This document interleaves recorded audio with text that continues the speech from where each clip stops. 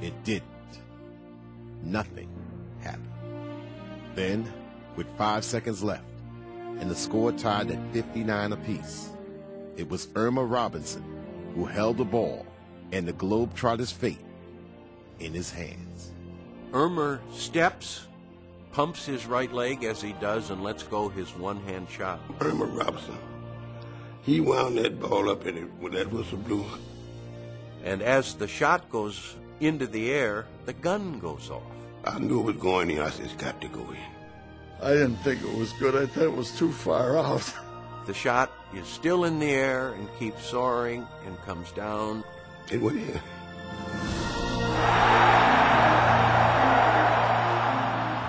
The Globetrotters win in an absolute thrilling conclusion.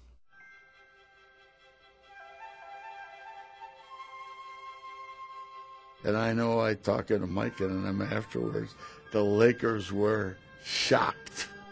For fans of basketball, it meant this is a whole new dimension of the game. Blacks and whites can play together if we just let it happen.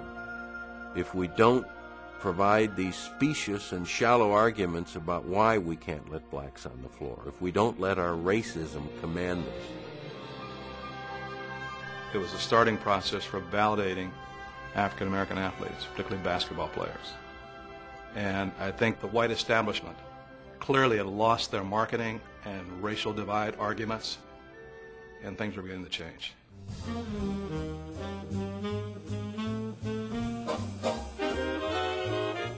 Eager to prove the win over the Lakers wasn't a fluke, Abe Saperstein staged a rematch a year later with the same result, a Globetrotters victory. It was a demonstration again of their talent, their excellence, and for at least this one night, their superiority against a white team. The fact that they were able to beat them in a neutral venue like that twice, that's not an easy role to adopt when every other night you're out there clowning around. The big thing that happened was that Movietone News was there with their cameras. They filmed the game. At Chicago Stadium, the Minneapolis Lakers take on the Harlem Globetrotters. Next week it's showing up probably for millions of people in their hometown theaters. I think it opened the door really to the electronic age for the Globetrotters. Every time they played the Minneapolis Lakers ball, we would just be so happy. Or we couldn't wait to get the news that they'd beaten the Minneapolis Lakers with Mikan and Pollard. And the Globetrotters looked just like the entertainers that you'd see on their barnstorming tours.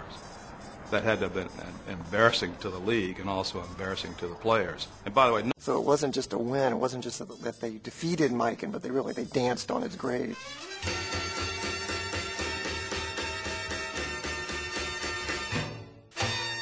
Goose Tatum with the ball, and the Globetrotters proceed to thrill and amuse with their adroit and fancy ball handling. During the news, absolutely put the Globetrotters right on top of the sporting world.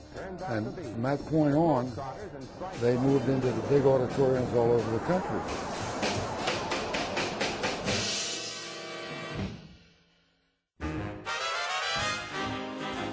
Certainly in 1950. Big doings in the big town. Madison Square Garden was the mecca of basketball. When the bright lights of New York City shine upon you, there was a sense of arrival and acceptance. I think January 1, 1950 may be the most decisive moment in the history of the Globetrotters because they had spent really 2 decades playing the boonies, the provinces, every little town in the world that nobody would play, and suddenly they're at the mecca of sports. The big town welcomes the Crown Kings of basketball, the famous Harlem Globetrotters. In fact, the Globetrotters were part of an NBA doubleheader at the Garden. But it was the first game, the Trotters versus the New York Celtics, that attracted almost 19,000 fans.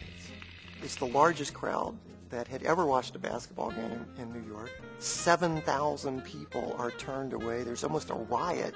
They were keeping the NBA afloat. I mean, people were coming to see the NBA only because they had bought a ticket first to see the Globetrotters. They'd sell out, but they'd always play the first game. And when they were through, half the house would get up and leave. And would leave us. So we knew what our position was. when you got the Globetrotters to come in, they meant a whole lot.